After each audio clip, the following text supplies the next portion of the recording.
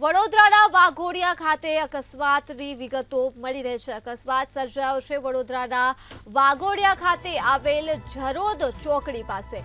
તો જરોદ ચોકડી હાઈવે ઉપર આ વિચિત્ર અકસ્માત સર્જાયો છે, જે પ્રકાશમાં આવી રહ્યો છે।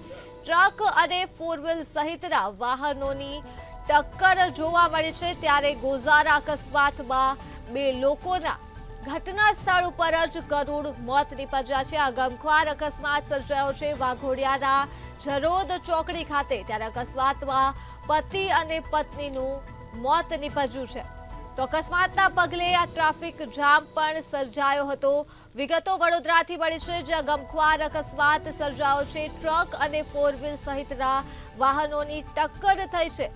વડોદરાના વાઘોડિયામાં જરોદ ચોકડી પાસે અકસ્માત સર્જાયો છે। ગોઝારા અકસ્માતમાં બે લોકોના ઘટના સ્થળ પર જ મોત થયા છે।